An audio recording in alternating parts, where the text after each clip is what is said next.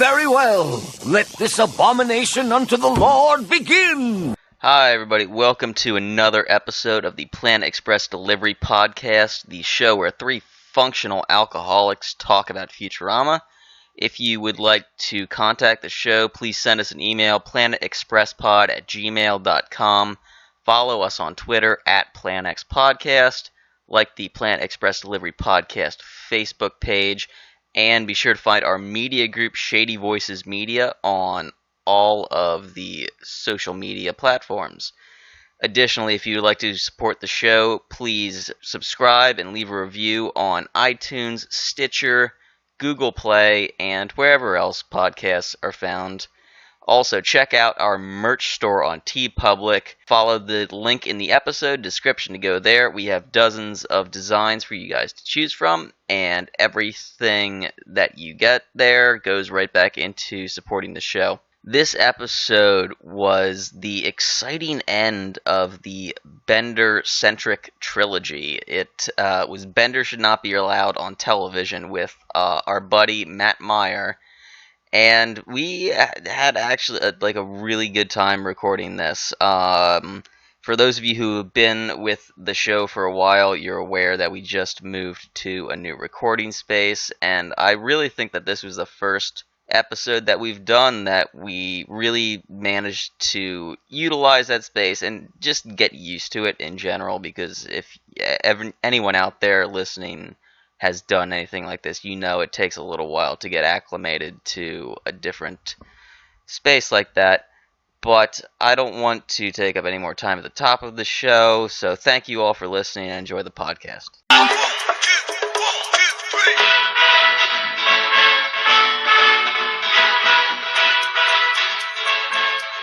Know how this works. I'd like to make sure you guys give me a hard time every time. Well, because it's every time that you tell us, and we're recording now. And then it's just dead fucking silence. Okay, we're just go. We're going now. See, did you like how I started the podcast? I got you guys talking. That's why I'm here.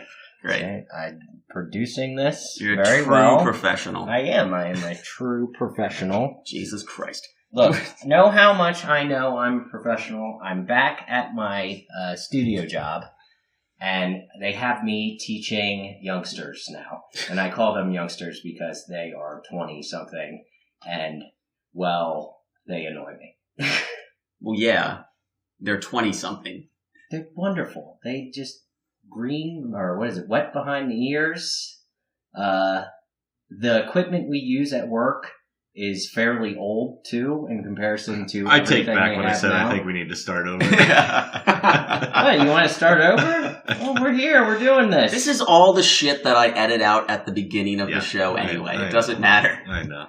Not editing anything out. Come on. You have no idea. No, I'm well aware. Hello, and welcome to the show. Welcome to the Planet Express Delivery Podcast. This is such a bad intro. Yeah, it's the worst. What? This is not the worst. We've had worse. We have had worse. Okay. We're just gonna leave that hang there. We have a guest. His I name think is that's Point Dave. His right? name is Matt. We've had worse. My name is Matt. What's up? New friend Matt. I don't know if you want me to say your last name, so I won't. Matt Meyer Okay. is my name. Cool. All right. Former radio personality. So you probably are Former radio person. Former radio personality. very impressed by our setup. yeah. I have been around slightly more professional operations, but you know what? Right now, Only slightly more. yeah, well, those more professional audio operations shit canned me last month to save the 5 cents an hour that I was making. So I say this has authentic rock and roll vibe to it. And I fully support my triumphant return to show business. Absolutely. Wow, that is one way To the of big looking at it. stage. Yeah. If I may. That puts a lot of pressure on Yeah, now I this feel like show has to go really well. shit, dude. I mean, it can only go up from here. I mean, I'm not going to Can't be get much telling my worse. fans about it. But Yeah, that's in your best interest. Oh god, I'm gonna make sure this is all over the internet. Your name is gonna be just like, big fucking bold. People are gonna find you. Just your face plastered on that's right. our banner. Yeah, your face is our new logo. I was told I get final cut over the podcast. Yeah. Is that how this works? Yeah. So you get 5% on the royalties if we ever make money off this show. All right. Which I don't believe we ever have. Nope. Okay. Not to this day, did they? Yeah. Did we sell some shirts or something? We did. Not enough to actually get paid for it, though. Okay, cool. That's what's happening. Yeah. Well, the special edition T-shirts for this episode of the podcast, though, Yeah. I'm getting a percentage of it. Oh, sure. Yeah. Right. Yeah. Okay. TV party T-shirts are going up this week.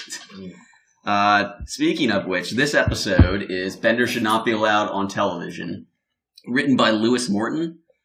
And our synopsis is when Bender gets cast on the popular soap opera All My Circuits, his obscene antics cause an outrage with Hermes and the Professor, who are finally driven too far when their kids commit the cool crime of robbery and are forced to put an end to Bender's hijinks. Very good synopsis. Yeah. No, I told you, it's right on point. Yeah, that's how you write a fucking synopsis, Jeff. God damn it, Jeff. We haven't read one of Jeff's synopses in months, but we're still just ragging on him. We really should read single show. I mean... Also, Jeff is not a real person. Well, that's true. It definitely, it feels like a real person, especially with those terrible synopses. Well, we've personified, we've turned him into this. He's just a character. He's a vehicle for these terrible synopses that, we need somebody to rage at. He's Yeah. a vehicle for our terrible jokes about the terrible synopses. I like to picture Jeff as a white guy with dreadlocks. All right. That's how I picture him. Yeah, too. I can definitely see that. Yeah. He still wears Jankos and... Yeah. But uses a quill pen when he writes his synopses. okay. Is it synopses? I kind of think. Synopsis? Yeah. Synopsi? Synopses is what we've been going with, I Synapses? think. Synapses. Yeah. Well, we'll figure Don't use too many synapses on thinking about synopses. Already contributing. All right. Hey, look, if we don't... we do get a lot of that. We get a lot of contributing, but we do contribute a lot ourselves. I don't think we do. I don't even know what he's saying right now. I'm just talking in circles. Yeah, okay. Good. Well, I like the way that Matt put this. This is the exciting conclusion to the Bender trilogy. Yes. Because this is the third Bender-centric episode in a row that we've done. And I'm not sure how I feel about that. Well, I mean, we've had both good and bad experiences with Bender-centric episodes. I think overwhelmingly bad, though. There's only been a couple that we all thought were really great, like Godfellas and Pharaoh to Remember. Yeah, those are both very good. Godfellas is one of my favorites. Yeah, those are both good. But there's some real stinkers in there too. Yeah, the Bender episodes this season, I've noticed, have not been. Well, what's the last one that we just did? Was that Bend Her? We No. took a week off or something because we were out of The town. last one we did... We should, I guess, make mention of that because we did take a break last week. Yeah. I do happen to have, since I just earlier subscribed to this podcast, perfect. what the recent episodes were. And the last episode was Obsoletely Fabulous. Oh, right. Yeah. And before that was Bend Her. Okay. Yeah. Yeah. And there is a throwback to that episode in this one. I don't know if you guys noticed it. I'll bring it up when we get to it. So it's actually early on in the episode. So, Okay. but this particular episode starts with the crew watching television. Yeah. Well, they're watching All My Circuits. Yes. And just a quick note, the banner line for this episode, controlling you through a chip in your butt since 1998. Yes. Yeah. I also noticed they used the what I wrote down as the beatboxing intro. Yeah. Where they all are singing along with the theme song. Yeah. Yeah, and they've done that a couple times this season, I think. It had, again, the Bender trilogy, because I think it's for the last 3 episodes they've done that. Huh. It's been John DiMaggio I and wonder why they... Billy Is West. this is this from the final season of the original run of the show? Okay. Yep. All right. Yeah, because the very next episode is the season finale, which was initially supposed to be the series finale. Yeah. Yeah. Okay. Before All right. the movies. Yeah. So this. Okay. Yeah. Oh, side part, the movies are no longer on Netflix. No, they're not. they were removed. Yeah. But they are on my computer. Perfect. All right. Oh yeah, So we there should we go. maybe we should mention this as well. Had a little bit of a different setup today. Normally we all watch the episode separately and then get together and talk about it. But because of issues with Fox removing them from Netflix, and also I just had no way to watch it because I had no internet. So we set up a laptop and we just watched it all together, which was kind of fun. I liked it. Michael, you have nothing. I don't. No. He has a cat tower. He has a cat tower and 2 spoons. I That is, have many more spoons, actually, if you were to look. he opened his cutlery drawer. There were 2 spoons, a pizza cutter, and a bottle opener in there. That's it. That was the silverware drawer. Yeah. No, it's well, we were having a conversation before that my apartment's so cluttered with years and years of things I'd love to get rid of that I was kind of envious. But yeah, it's a very open concept here. Yeah. Open concept. That's that cat tree is impressive though. Oh, That's thank like you. the Taj Mahal of cat trees. Built it from scratch with my own bare hands. And just like a lot of felt. Yeah. Yeah. But yeah, when they're all watching, and I think we all got a laugh out of this, the whole Amnesia track when they're watching All My Circuits. Yeah, I'm sure it wasn't the first time that they used the Amnesia thing, but they really played the most with it in this round. And obviously, we're talking now that I've had this established, like this is essentially the second to last episode of the initial run of the show. Like, there's not a lot of new. You can call back the whole series. There've been All My Circuits has been established, and Caliculain have been established, and all the others. But this is a really one thing I noticed as you're watching is we're really. This one centers on one of the recurring sort of Matt Groening ideas from both The Simpsons and Futurama, which is how influenced we are by television. Yeah. And watching TV as being almost the definitive human act of the last, 50 years or whatever. And of course, that's was all over The Simpsons. And I thought of you have, we have, is it Hubert? Hubert. Yeah. Who's not in very many episodes. No. Really. I don't know how many other than this one and his origin he actually appears in. I mean, he's in a few, but I think when Mostly in passing, though. in A Clone of My Own, I think we've gone over that he was originally introduced to be a recurring character who could call out the rest of the crew on their bullshit when it got to, I guess when the show got to postmodern for its own good, when it's just like, well, we'll just, there's always the MacGuffin, or there's this, it's the wormhole that takes us directly to whatever it is, and then Hubert's there to point out the obvious, that just like, well, this is fucking ridiculous. Right. yeah. But I think it just ended up not doing that. They realized that Hubert was not a great character to have. Yeah, I remember reading something about that. It was in an interview or some article, but they weren't happy with the way that they used Hubert. And so they kind of like retconned it, or not retconned it, but they just kind of stopped going down. It's kind of how it felt like it, because he had a whole origin episode where they established he's essentially the professor's son, and he's a kid that's part of the crew. But then they really just were like, and I'm really guessing it was nothing more simple than just like, it's more fun to tell these stories when he's not here, or trying to fit him in. But I think there's only a handful of appearances he actually makes. Yeah. But how easily impressionable he and then Hermes' son also, they're like how easily impressionable they are is another sort of Matt Groening trope that has appeared all. Yeah, you see it in an earlier episode where they take over the Planet Express, and he wants to put that flame sticker on the ship. Oh yeah. And Leela's just kind of like, what, line of reasoning did you get this? He goes, I'm 12. Like, he uses that line again. They did that again, yeah. But you're right. This is a very, like Matt Groening being hyper aware of his creations taken all. I think it's is it Bart Starr when he gets on the Krusty show? That's, I can't remember now I don't think that's the name of the episode, but yes, which is one of probably the best Simpsons episodes, is where Bart, he becomes the I didn't do it boy.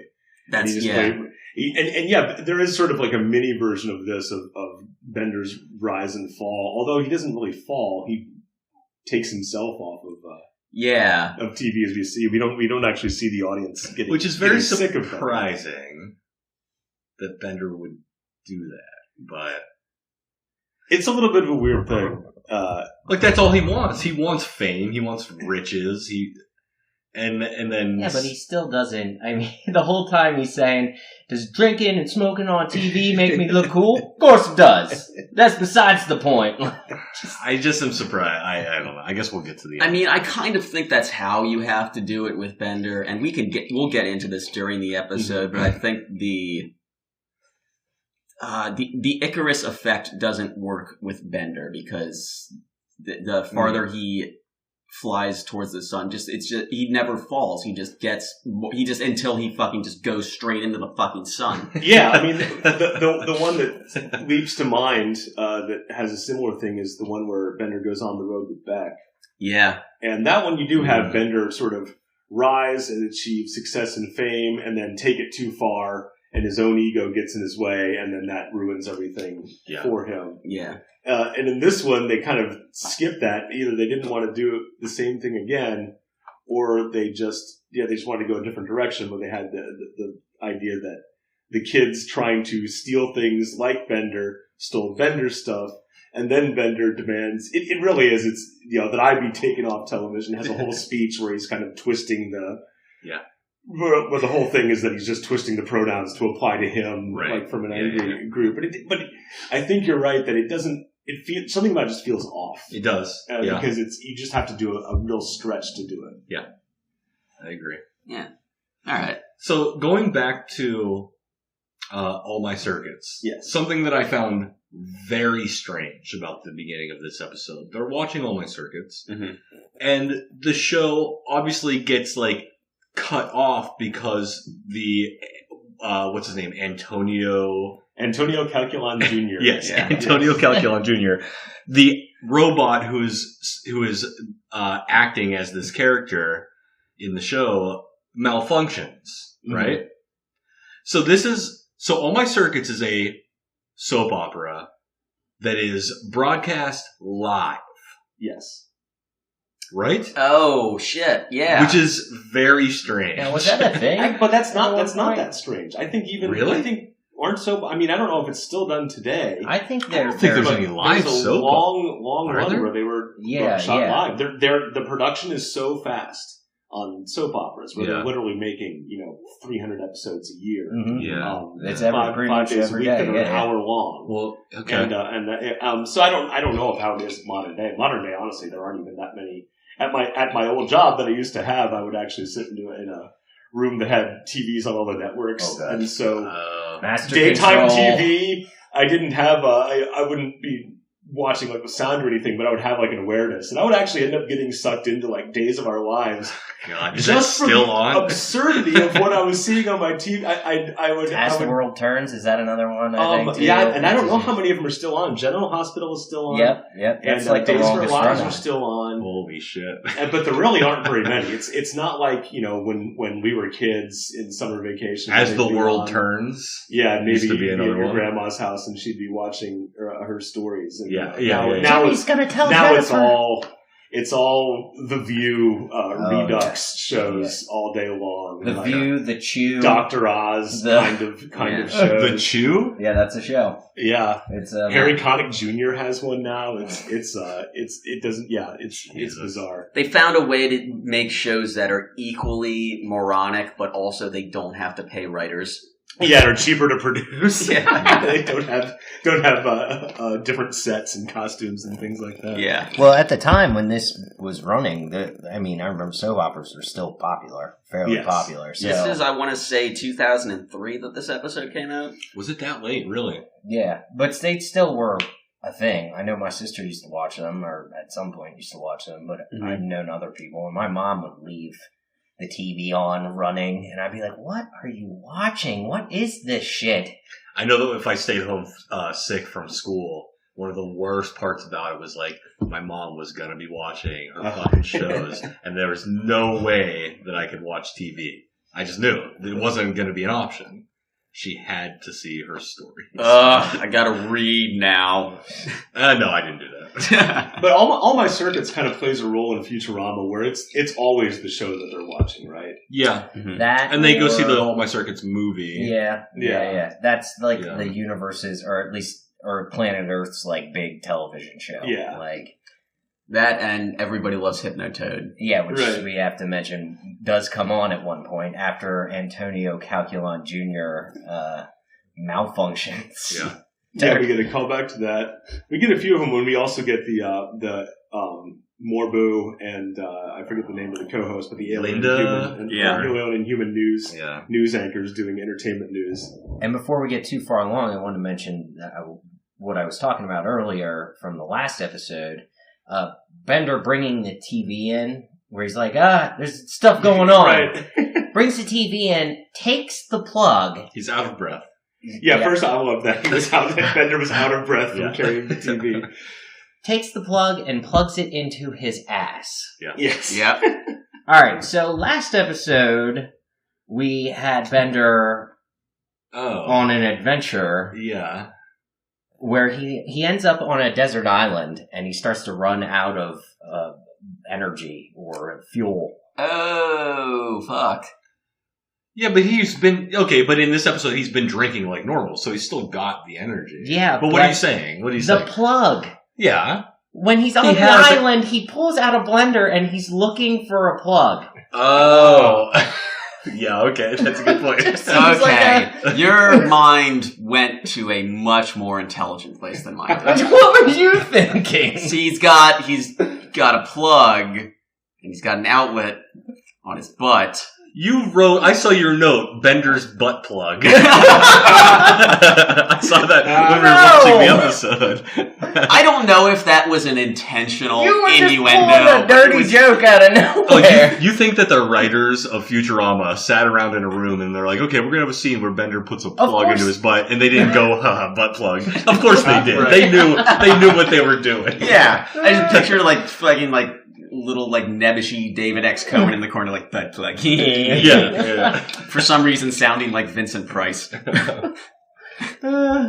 How do you think Matt Groening would respond to that? You know what? David did exactly that, actually. He was insistent that it be in the episode. I didn't get it. But I thought it was funny. I think the butt plug is really funny there. I don't know how Matt Groening sounds. We are so getting sued for defamation here. I actually think I have watched this episode with the Matt Groening, David X. Cohen commentary. Oh, but wow. I only have one memory of it, and it's very dim, but we'll be getting to that later on. Okay. So I don't have any actual details to share from that, but Yeah. I remember during one scene that I think I had actually encountered that. I don't remember a conversation about butt plugs. I also want to bring up the fact that Sal works on the set of All My Circuits. Of course he does. We are still amazed that we keep it. We see Sal almost every episode. I didn't even know his name. Oh, he's It like was the guy. everyman. Yeah, like, yeah, He he's works every job. The blue collar Yes. Yeah. New York guy who says use Yeah. and wheeze. He's broken. Yeah, my actually reminds me of my grandfather, a native Philly guy who would talk like that. Like most of my family was certainly not highfalutin way, but we're all more a little. That sounds bad by saying educated. That's not the right thing, but like mom was a teacher, etc. Yeah, like yeah. It just that's sort of that world. And Yeah. then, like my one grandfather who was a contractor, and he would say use and things like that. I got a kick out of that. So your grandfather was Sal. Yeah. Okay. He was pretty much Sal, and I enjoyed that. Yeah. But Sal does every blue collar job. Yeah, he does. In Where he the bangs. universe. In the universe, yeah. Yeah, we've seen him on other planets. Yeah. And it's fixing him, by the way, is to walk up to Antonio Calculon Jr., tap him with a wrench like twice, and then go, he's busted. Yeah. And they just haul him off. Meanwhile, this is all being broadcast to all broadcast Earth. live. Oh, the card they put in to when they have a technical difficulty. Yes. Oops, actor broken. Yes.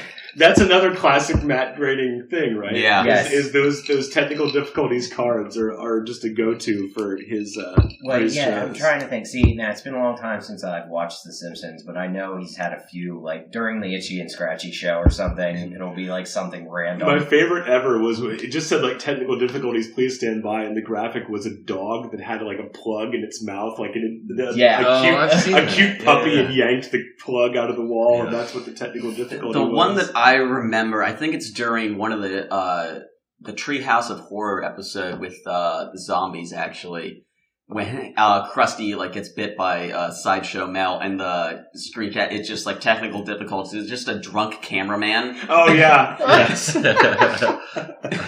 This guy just like with a fucking bottle with like 3 X's on it, like falling over Right. himself with the camera. right. That's great. Do you feel like that could have possibly happened? So I know you don't want to mention where you worked, but how long did you work there? It was for a major media conglomerate, and I worked there for about 14 years. Okay, all right. So the guy I work for at, and I will mention it because it's their local broadcast, PCN. He used to tell me stories about how 20 years ago you could smoke and drink in like the studios. Right. It's like it was terrible for everybody's smoking and drinking. There's ash all over the consoles, and just Oh yeah. I could see something like that happening. Yeah. I've always thought that from a master control, because I never worked in TV, but I've always thought like if there's a person there, I would screw this up all the time. I mean, and sometimes you might see something, the wrong thing start and then play again, but it seems like you don't see it very often. Oh, no. But those title cards, yeah. So I just had this note because, well, bring this back a little bit. They're going to celebrate Cubert's birthday coming up here. That's right, yes. And when they realized that Happy growth scraping. Is that what it was, growth scraping? Yes. But when the professor says that originally, him and Hermes are battling something in a wooden crate Yes. with garden Yeah, rakes. yeah. They don't even talk. They What just gloss was right over that? it.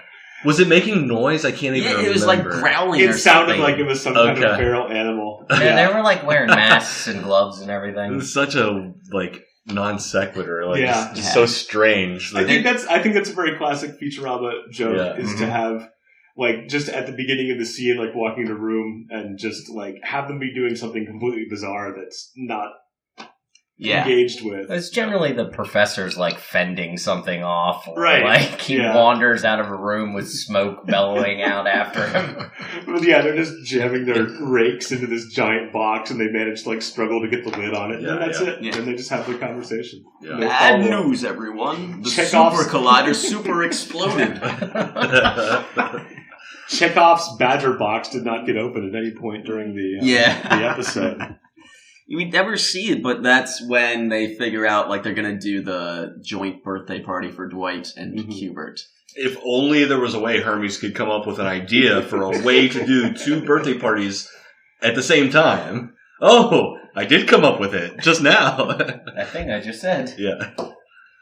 But this is where we were at with Are you Bender's. yawning? I am yawning. This is where we're at with Bender's butt plug because he brings the TV Okay, back alright, in. alright. Yes. Okay.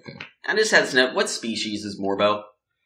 Yeah, I saw you write that down. I feel like we've heard it before, No, but I we've don't talked know. about this. He is can't definitely remember. a spoof of an old like alien creature from like a 1950s movie. I always thought he like the Canaanids from that Twilight Zone episode To Serve Man. Okay, yeah, I know what you're talking about. Yeah. Oh, wait, why did I just hear about that episode recently? I was probably talking about it. Okay. James always Okay. talks about Twilight Zone. Haven't you noticed that? I don't know.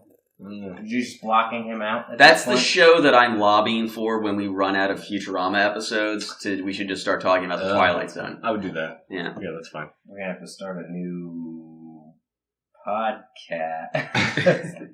As long as you can work in some scary door episodes. Well, naturally. Yeah, okay.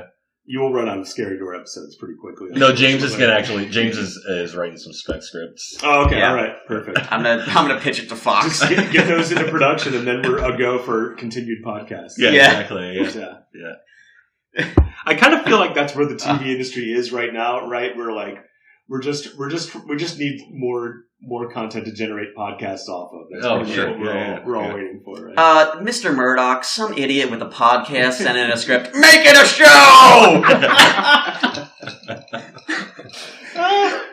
We should form our own angry mob like we did at the end of this episode. Oh, yeah. Outside the TV studios demanding more shows so that we can... We're a new angry... Down with podcasts! Down with podcasts! What do they call themselves? Like, we're a new angry mob? Exciting new... Oh, yeah. I think is exciting new angry mob. Yet another very classic Matt Groening thing to have is an angry mob in an episode of one of his TV shows. Yeah. Well, hey, going off of that, because we did, like, the way that we just need more shows to create podcasts for, I did start listening to one recently called The Gang Makes the Podcast. Oh, yeah. About Always Sunny. Yeah. Yeah. And it's actually really fucking good. Yeah. Like, I did not expect going into it, because of course fucking everybody does a podcast about everything. Look what we're doing right now. Yeah. But no, I actually really like that Like, show. we're gonna talk down to other people doing shitty podcasts. Yeah, we can't say shit. You see this setup. You see our $11 microphones. Yeah. They work. We had to figure out what was wrong with them. Although I do still want to get in a fist fight with that other Futurama podcast. Of course you do. No, stop making us the bad guy. God damn it!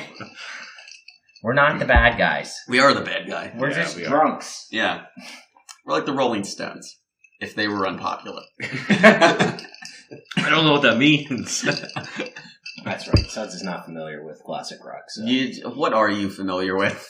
Literally nothing.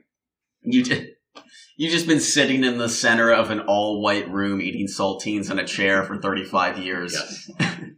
35 in October. And now you're here. Yep. And here we are. Oh. But what do we want to... Do we want to jump to the auditions? I think that's where it goes. Yeah, that actually, Yeah. it segues from there because they announce they're watching Morbo and I always want to call her Kelly, but it's I think not. it's Linda. Linda, okay. I'm thinking Kelly Ripa for some reason because they seem like they're the same character. She is a very... I mean, she's supposed to be a playoff of, like, Kelly Ripa or... Meredith Vieira or what's the... Well, Katie like Kathy Couric. Lee or something. Katie Couric, yeah, I could see that. Yeah, and just that. Really, all she really does is sort of chuckle, right? And so, like No matter she's what the he completely- says, she's laughing. He's Yeah. talking about killing everyone on Earth, and she chuckles. Yeah, she's just that empty-headed Yeah. TV. She's host. always in character of just like, haha, yes, fun morning show. right, unflappable. Yeah. Well, no, we're going to talk about real quick. She turns into an actual character in one of the movies. Yeah. She doesn't do that, like changes her tune completely and joins I don't the... even remember that. It's the one, I think it's the third movie, The Wild Green Yonder. Yeah. Well, that's the fourth movie. The fourth movie. Okay. So, she becomes one of the feministas. Oh, is that right? Okay. Yes. Okay. I can't believe I remember that, and no one else did. I can't believe any of us remember anything because we've been drinking until we're dead. I'm okay with this. It's good. This vodka is real strong right Yes, now. Michael is drinking straight vodka right now. Out of a mason jar. Out of a mason jar. Like a fucking hill person.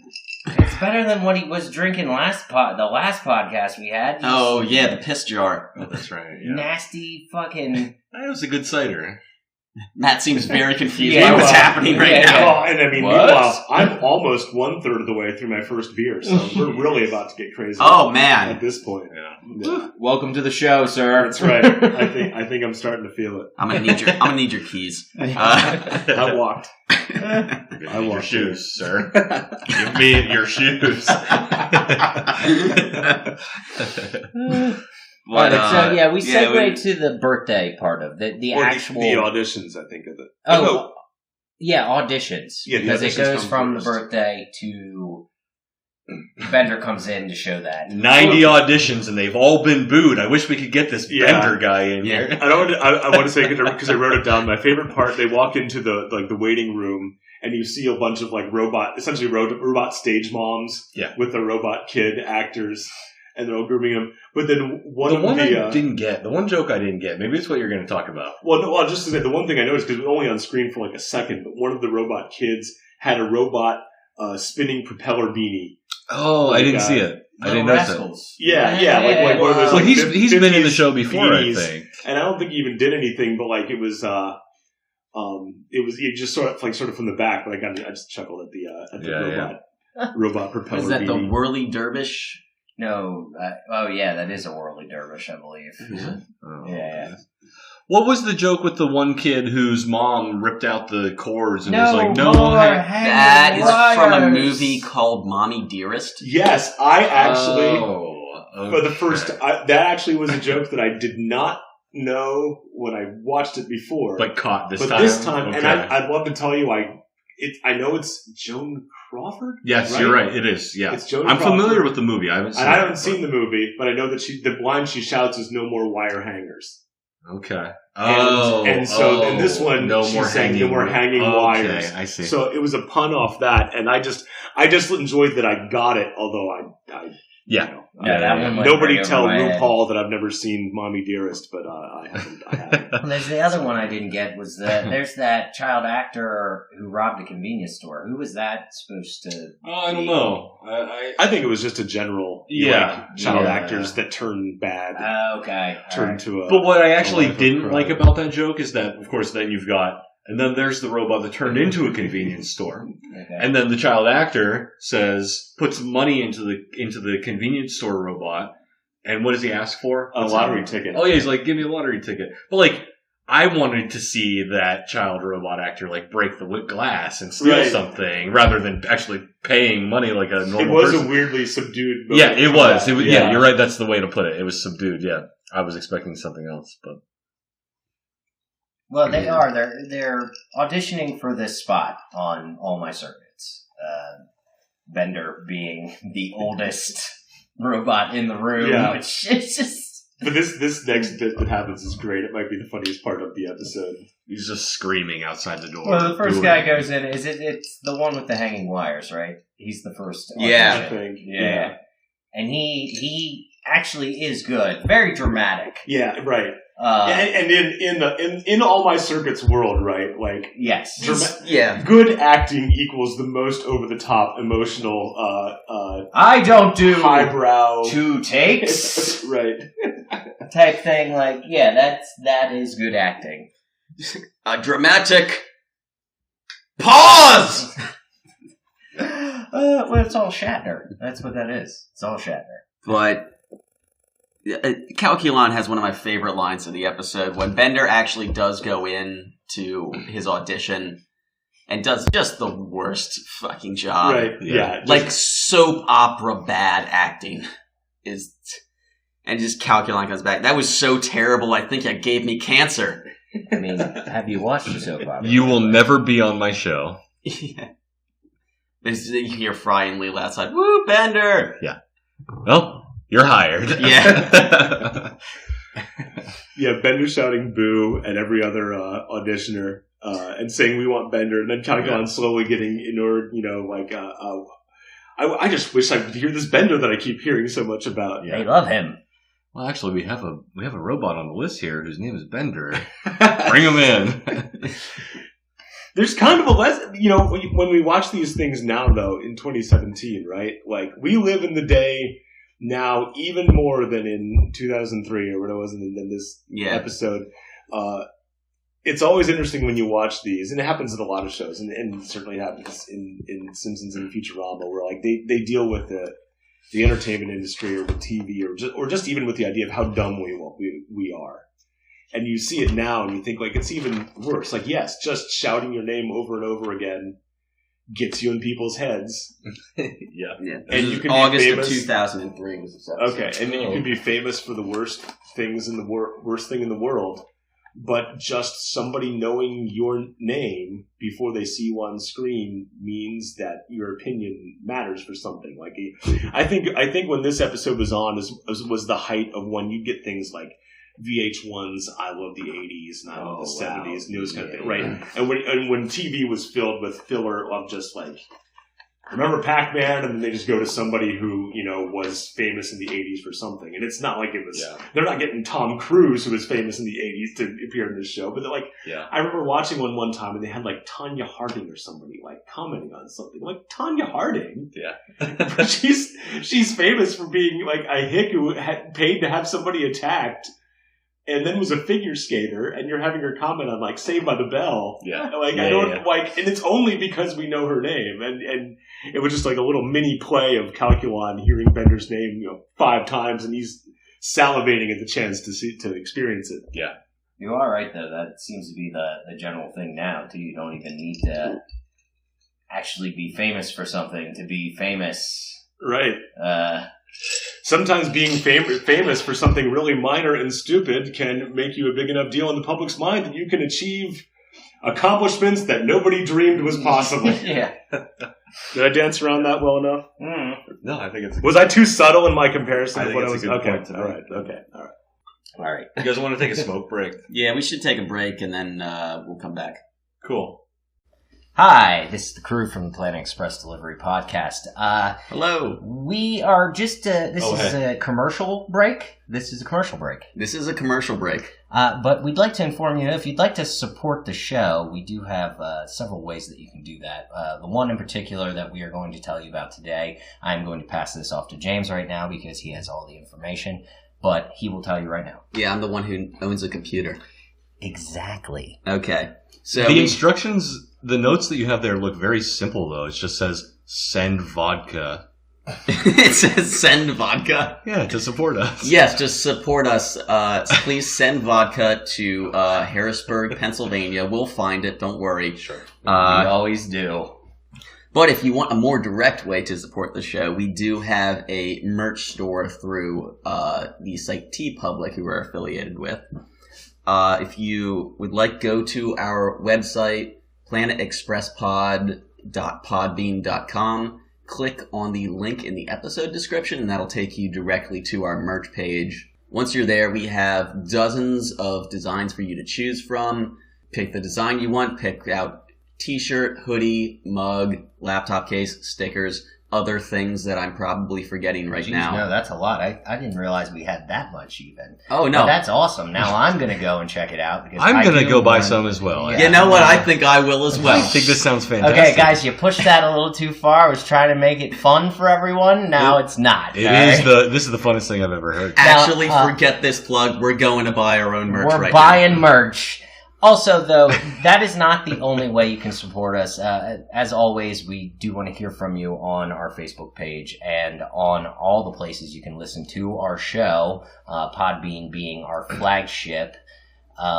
You could maybe rate us on iTunes. Oh, yeah. Which would be nice of you to do. We love hearing from it. And we do have email addresses, which we'll give at the end of the show. But any support that you guys can throw at the show is much appreciated.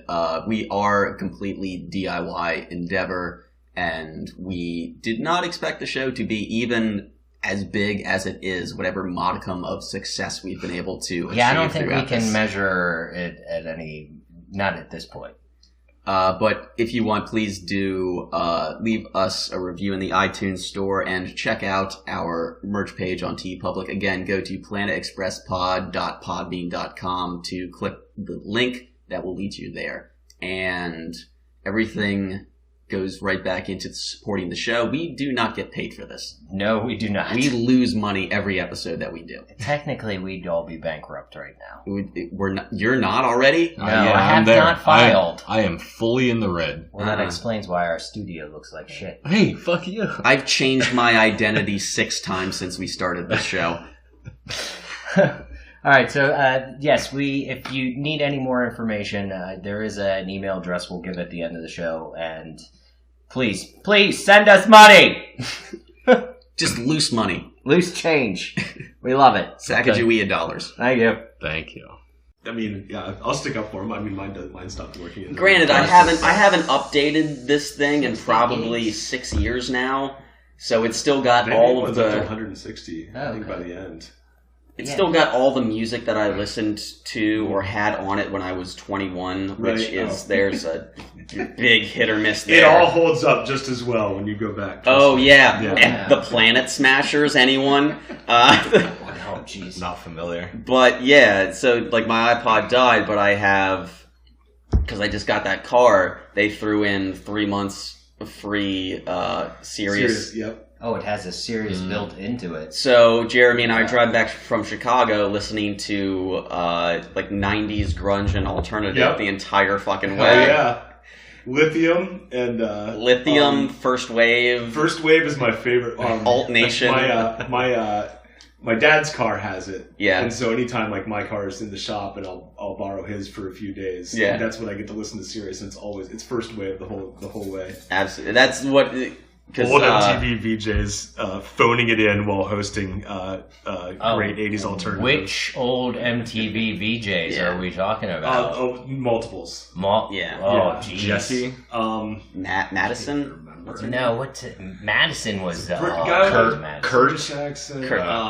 Kurt Loder. Kurt Loder, that's right. Is Kurt Loder on one of those? I think it's from people who were before I even watched MTV. I found it's out. people who were from like the first crop of 80s. Well, that was Kurt Loder was like the face of. So they're people who like I don't even remember because I was more like. Didn't Loder used to do something I on know the Kennedy era of MTV. Oh, Kennedy. Oh, I remember her. I can't even hate her, even while she's. Are you recording this? Yes, we are. Good. We're back. Don't mind our little conversation about music here and dating ourselves a little bit. Some of us. Yeah. I can date myself better than I can probably any of you guys can date yourselves. There's no doubt about that. We have our moments. Occasionally, James will give me a weird by the look. way, I am going to super date myself at the end of this podcast when we get to something I noticed in the credits of the podcast. Okay. All right. As a tease. Excellent. Hold it for As the a end. tease. Still have my radio skills. I know how to tease for what's coming what's coming up later. Stick around, you radio listeners. Who doesn't listen to the radio? Oh, the old Victrola man. There's a guy on XBN who pronounces that way, and immediately, radio. No, I think that I actually know what you're talking about. I think it's the name of the show. Is that it? Yeah, like he calls it radio. Yeah, this is the radio. I'm like, it's like electronic music and stuff. Yeah. Yep, that's the guy. Oh, so it's like ironic that he's I think it. You know what though? It doesn't quite take hold the way that I think he in his mind it does. I think I'm with you. It's thought it's that weird. he was doing it like that's just how he pronounced it because Okay.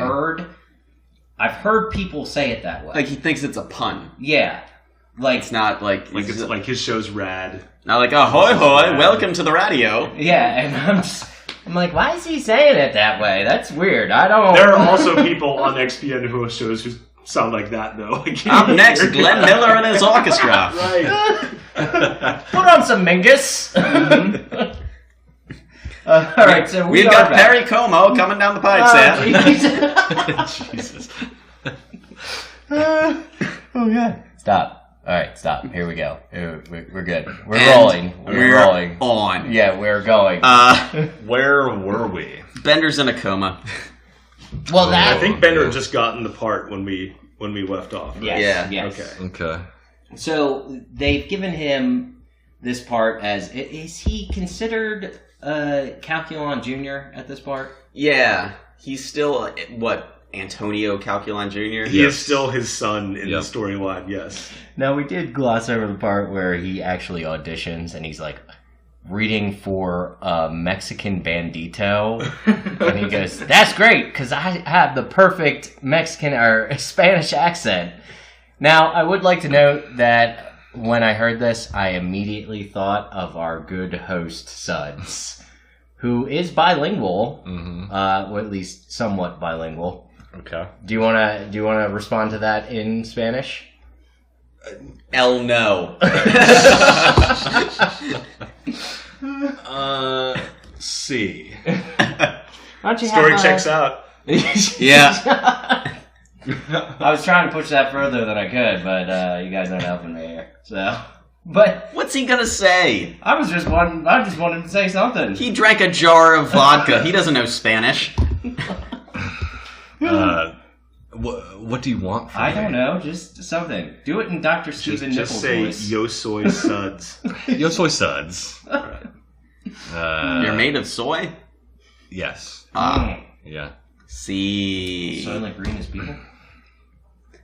Oh, God. That's if we really want to get off track, we'll start talking about Soylent Green No, for we an don't hour. need to. We don't want to drag this out. I am drunk and I feel like I'm being put on the spot, so I am I putting don't you know on a the spot. single word of Spanish. We'll come back to you. Good. We'll come back to you. All right. Do the rest of the podcast in Spanish. Okay. If I think of something, if I have a comment, I'll say it in Spanish. Yeah. But Bender's been cast on the show, and to suit his acting abilities, he's been put into an irreversible coma. I love that they outlined it as irreversible. That's such a crappy thing to say. If you ever had someone you're just like, your grandfather's in irreversible coma right now, just like, well, what the fuck? Yeah. Well, I think it's pretty clear they don't want Bender to actually act. They want at to still. all. I do love these. They want to still cast. They're still going with their casting decision of Bender being this character, but they've decided to write the character so that he will forever be bound silent and speechless in a hospital bed for the entire rest of the show's run. Is the plan? Now, has anyone ever seen that in a television show where they just have one character who does not do it? He just happens to be there in that similar situation, though. It's definitely a soap opera trope, though. Well, yeah, the coma, Yeah. Amnesia and comas are very. Isn't that usually when an actor is holding out for more money, they just get put into a coma until their whatever their agent renegotiates their contract? Possible. Excellent. And he brought it back! Excellent. See. But yeah, Bender, of course, not wanting to do coma acting, he just fucking wings it and just gets up and dances, and that's the worst hospital acting I've ever seen. He says, he also dispenses, he says, "Hi, I'm Antonio Calculon Jr., but you can just call me Bender." And then, starts dancing and smoking a cigar. Sí, está fumando el cigar. Y, Sorry, guys. y está bebiendo la cerveza. Someone email us with whatever the fuck he just said. We're gonna get a weird translation for that. You I said he realize was that, smoking right? a cigar and drinking. Okay. Well, the dance that Bender does immediately made me think of Homer Simpson. Okay. Just the way he's dancing and like the drinking, but it's also a throw to when he turns into a human. That's what I thought of. Oh, yes. Yeah, it's very much like that. Just shaking his booty and everything. Do. I think I was a little disappointed in the episode in that it seemed like they didn't do much with like sort of the montage of Bender being outrageous on TV. Mm-hmm. It kind of was just him doing the dance and smoking a cigar and drinking. But I felt like they could have done more with just like setting up the situations and having him do something increasingly outrageous in each one. Instead, it kind of was just like cut over to Bender and he does his do. Yeah, that's kind dance. of the. I got nothing. Sorry. Well, I think that like the point of this, and like as you brought up earlier, that this is a very Matt Groening influenced episode as far as like his characters kind of taking over in this. And I had the note that like this is very hyper aware of like Bender's foibles. It's like postmodern in a way where it's like they're overplaying Bender's character, but I think that he's not really escalating anything with his antics, that he's just doing kind of the same shit over and over. Right. Is sort of a perpetuation of that, where it's just like, of course he's not, like nothing's actually happening, he's just doing the same shit he always has. It's just that now there's someone fucking put a camera in front of him, and so now it's, Like, you know, what is it? Bart's catchphrase or whatever. Yeah, I didn't do it, boy. He just says yeah. It says it over and over again. And I guess this episode, it might be Matt Groening trying to distance himself from that a little bit, whereas eventually Bart kind of gets his star fades and people are bored with it. Bender actually like takes himself off the air in this episode. Yeah. And they do the whole run where like you go to the convenience store and there are like 3 different brands of Bender cigars. Yeah. They do this sort of instant fame montage where he's on the cover of TV Guide with Jay Leno's head. Jay Leno's head, and it says like Bender opens up on, I forget what it's, something, and his feud with Jay. I love that. The like supermarket tabloid magazine type thing. Yeah. I see too many of those now. Oh, God. But yeah, so now we're fully established with Bender as the hottest TV star due to his outrageous smoking and drinking. Gotta mention TV Party by Black Flag is included in this episode. Yeah. I love at the very end when you actually have the characters singing it. Yeah. Mm-hmm. Yeah. There are 2 music like recognizable songs that are used in the episode. There's this one, and then there was another one. And then, pretty much right after this... That is 2, David. No, yes. I mean, which was the other one? Oh, the next one... Well, the next one's then... Thanks, James. So the boys want to emulate Bender. And they steal his stuff and they throw the party and you get Young MC's Bust a Move. That's right. And this was the thing I remembered from the commentary, is I think... And this is only my half-remembered memory of watching a commentary track many years ago, that... They were like encouraged to use it, like maybe 20th Century Fox, or had like lists of songs that like we own the rights to these songs, so you can use these songs. Or maybe they wanted something else.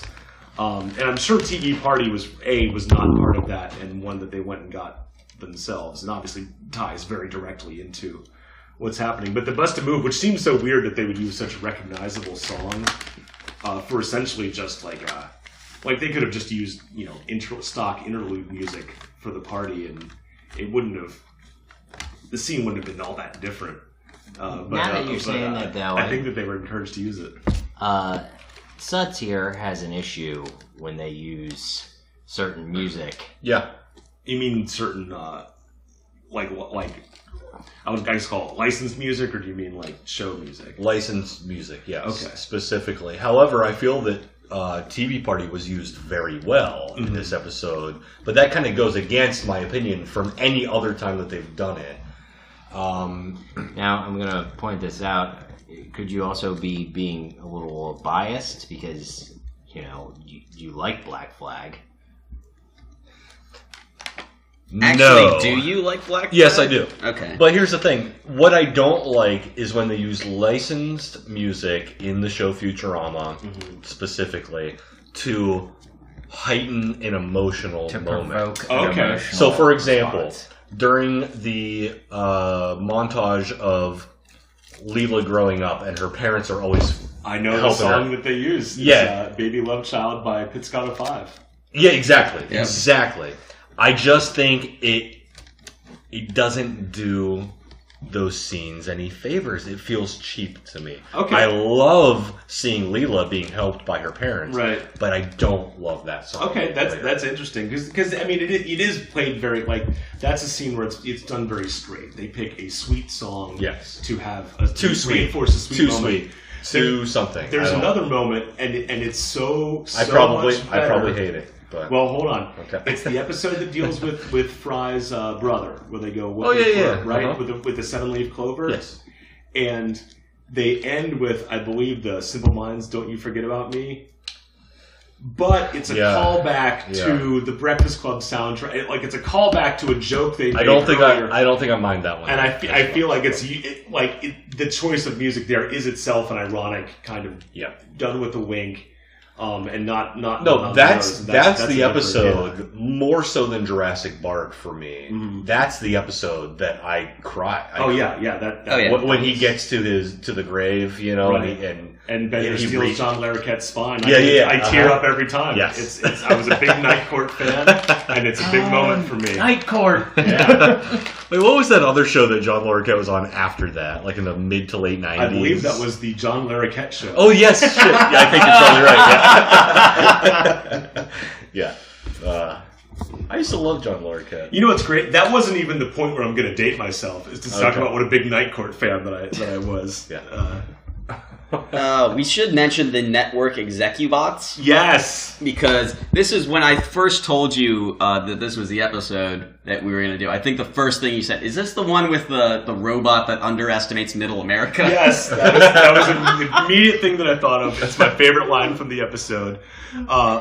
Where the network execubots come in, and then the president, who is just a laptop computer. Well, Yeah. it looks like he's going to be the guy who's carrying the laptop, Yeah. but he sets the laptop down, he walks away. Yeah, and then introduce them. And what is it? The first one is He agrees with everything. Alphabot. Yeah. right, and then the second one's job is to roll the dice to determine the schedule. Reality television. And then the third one is, programmed to underestimate Middle America. It says, it's funny, but will it get them off their tractors? Yeah. Oh God, that joke is that. I don't know how. You know what? If I can go a little bit deeper, though, on that joke, I remember, as someone who grew up, we're all in central Pennsylvania, right? Yes. That might as well be Middle America. And as somebody who grew up in a tiny town in Perry County, which nobody listening is probably familiar with, but that you guys might be familiar with, like, reputation as being the hickest of all the... Perry County has a certain reputation. It does. James is actually, I don't know, James is from Baltimore. But Baltimore has an urban reputation. Perry Perry County is the... Perry County did not have a stoplight in it, the entire county when I was growing up. I was not familiar with Perry County when I moved here. I am now. Oh, I wouldn't think they would. I don't mean nationally it's got a reputation. No. Yeah, just Central PA. Yeah, area. Central PA. It's sort of like where everybody aims at. There was a big thing with And I thought- mayor at one point, I want to say. Oh, the mayor made a crack about Perry County scumbags. Yes, Yes. the former mayor of Harrisburg, Pennsylvania. Yes. That's right. I was deeply Yeah. offended. No, I was- Former Mayor Joey P. Scumbag. Yeah. But having just actually completed a drive where I drove out to Missouri and back, I'm not sure if you can underestimate the people on their tractors in Peoria, Illinois. I don't know. I came away with a little bit of a different opinion of that. Maybe that Execubot was programmed better than I gave it credit for. Well, speaking of someone who just drove to Chicago and back, I will say, whole I-70 lot of forever, nothing baby. in Indiana. Oh yes, And I'm sorry we just to made the exact same drive. I'm Yeah. sorry to any of our Indiana listeners, but get the fuck out of They're there. aware. They know. If they're listening to us, then they know. What are you doing? They are well aware. I will Come to Pennsylvania. We'll house you. I will describe for you the experience of driving through Indiana that James and I both independently apparently just went through. You don't see even a Walmart for like 2 hours. Then all of a sudden, like the frickin' Emerald City from Wizard of Oz, these skyscrapers suddenly rise up from the horizon. And here's this city of Indianapolis that has nothing around it and no seeming purpose for existing, but it is there. Yeah. And then you drive through it, and then that's in your rearview mirror, and then there's nothing for 2 more hours, and then you leave Indiana. So many cornfields. This seems like a good spot to build a city. Also, so many fields that could have corn in them, but Yes. instead there's nothing. Or more cities. There's just like a fucking Right. old Volkswagen that exploded and they decided to leave it there because it's fucking Indiana and it eats everything. At least you had Lots of steak and shakes, I'll give them that. They have a lot of That's, steak you know and what, shakes, I will that's say, kind of that's the- good. yeah. There's a lot of roadside diners in Indiana. That's never driving through Indiana. Screw that shit. Oh, go around. See what's up in Kentucky. That's why I fly places, damn it. It's only specific parts of America that I want to see. And those are the... There's only specific parts of America. None of them? Canada. That's the part that I want to see. I want to see Canada too, but I've been a few places, and those places I just went there. Now, I recently had to ride in a car with someone to a place that I wanted to see, and everything in between that place was fucking terrible. Where are we? I have no idea. You guys were supposed I to heard be they had a keeping real track. good time with your driving partner. Oh, shut up. Okay, so I'm just going to clip forward because we've done the Execubots, Bender's whole montage. Yeah, Bender's famous. He's a big deal. Yeah, But now we get get another news broadcast with Morbo and Linda where they're discussing whether or not Bender is a good influence. And this is actually typical of the late 90s, early 2000s. Whether television influences, as you said, Matt, kind of a Matt Groening trope. Yeah. That we're all influenced by TV. That is the number one thing. That Which he has a very valid reason, or valid reasoning at that point. Now we have more than that. We have televisions in our pockets, you know, and everybody can be famous, as you were saying. Like, so maybe there might. Hey, Dave. I don't know. What's up? Is that a television in your pocket, or are you just happy to see me? It's a television in my pocket, buddy. Don't worry. Why should one preclude the other? Yeah. But he's pointing out that, you know, we're influenced by what we see on TV. Now, I don't necessarily agree with that completely, because I feel like some people don't really comply to that. But there are definitely a lot of people out there who I've personally met who are kind of doing things because of this one thing. Perfect example, I'm going to call them out. Kardashians. Anybody who watches the Kardashians, I find to be a complete imbecile. I don't understand why you're watching these nobody celebutantes. So you never saw what happened in episode 2 of season 3 shut your when they went to the stupid car whore mouth, dealership? damn You it. never saw. When they went to the car dealership. Right. Oh my god, that changed my life. It was amazing. You're both morons. it changed the way I bought cars. Oh my god. Uh-huh. But do you see what I'm saying? Do you understand kind of what I'm getting at here with... Oh, definitely. It changed my perception of cars. Definitely. I think in a certain way. I think the definition of the word car changed after that episode. I agree. Now with you're turning into him. Don't do that. We're avoiding him in general today. What do you mean you're avoiding me? Not you, Oh. the other him. He who shall not be named. Because I don't feel like hearing a rant. Voldemort?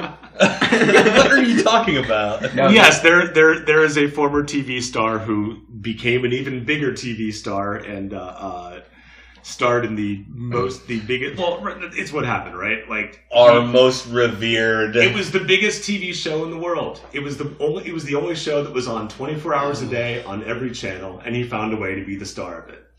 And by the end of it, maybe not everybody was convinced. In fact, definitely not everybody was convinced, but enough people were convinced.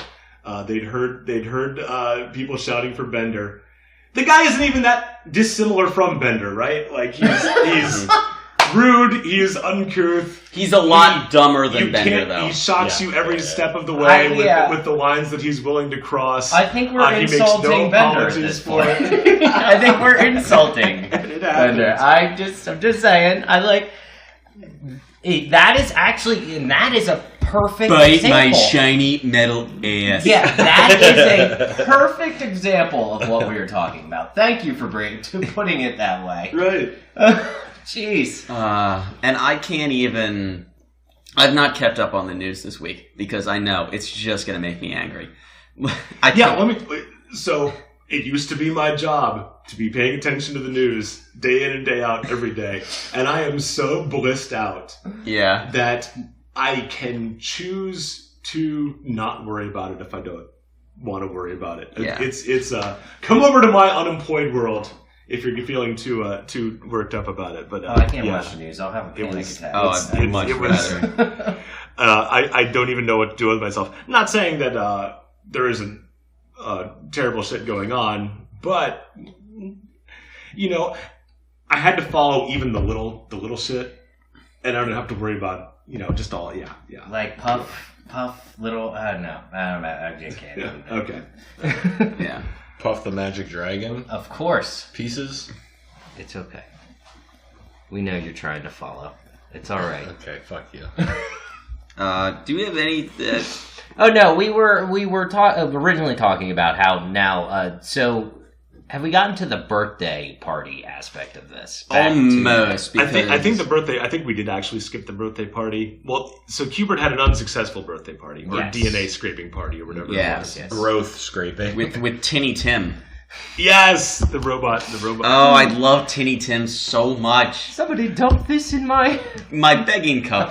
Futurama's world of robots that have no practical reason for existing Yes! is really the best, right? We Well, talked that's about like this. Absolutely Fabulous, the last episode we just did, Yeah. when Bender goes to the... That's where it becomes like wood, right? Yeah. And there's the water wheel robot, where Yeah, she right. has to keep getting into the water so she won't die. Right. We actually talked about this with Matt Miller on Mars University. Someone Okay. built a fat robot. Oh, right. Yes, Yeah. that also were. Oh, but then also we talked about it in the Earth Olympian episode. Which one was that? That was Ben-Hur? Mhm. Because they specifically make less strong female Right, robots right. who only bend coat hangers. They're bending units, quotation Yeah, marks, right. but they only bend coat hangers. They literally built sexism into the system. Like, Yeah. to build a robot, like, and I guess Tinny Tim's job is to like sell newspapers on the street corner. Is that I guess what, so, like yeah. if you just try to imagine why they would build this, what function they built this robot for? He does have a function. Yeah. He has to stand in Yeah. the street corner and shout out what the headline of a newspaper is and sell copies. he's like a Newsies robot. And in that way, it almost makes sense to make him cute and pathetic, right? Yeah. That would sell more papers. Well, we got this coming up in the next episode. Extra, best opera ever sucks. Yes. But this is, we're going to the second birthday party. Because they've stolen all of Bender's shit.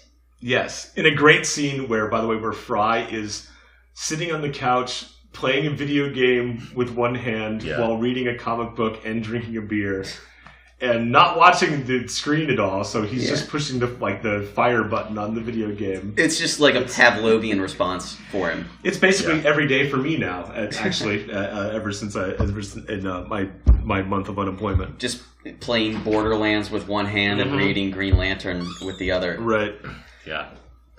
But meanwhile, we've got the kids coming in in their Bender disguises. Bender disguises. Cardboard Bender masks. Yes. And what are the things they carry out? I forget what the first thing is.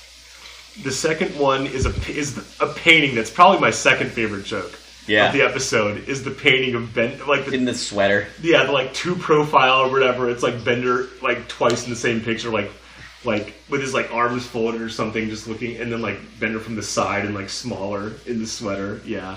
Just the very self-indulgent. The third one is a safe that is emblazoned with the title Bender's Loot. Because that's what you really want to label your Which safe. we've come to find out later that's where he's sleeping. Right. That's a very Futurama joke, is Bender's Loot. I feel like that's the kind of thing that they just live on, is that kind of phrasing and just odd phrasing that the safe would be marked Bender's Loot. There is something where...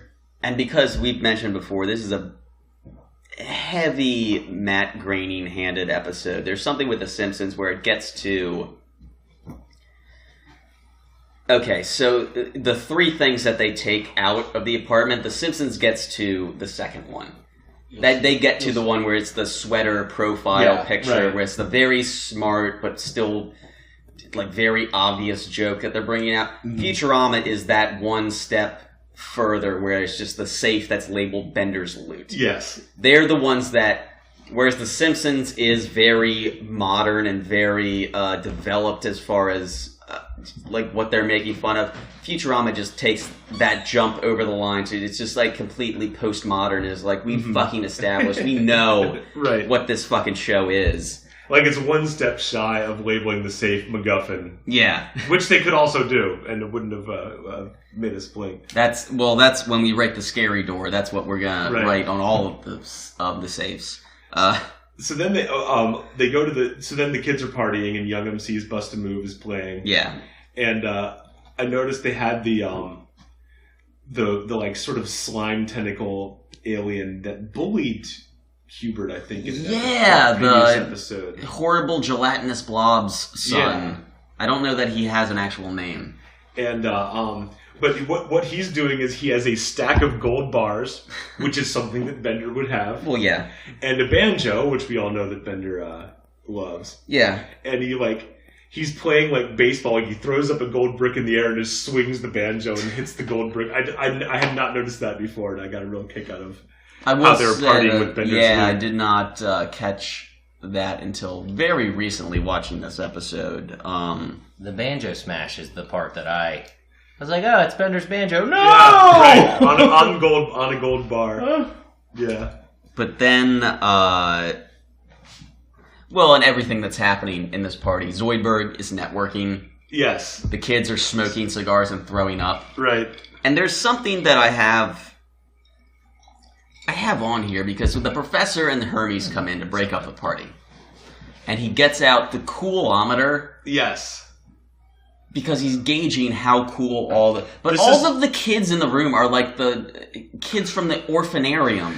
They're not cool. I was they're gonna say that too. Yeah. They're fucking street urchins. But they were median setting though of the thing. Yeah, right? and of course, as we see when he gets to Zoidberg, it plummets. Right. Yeah.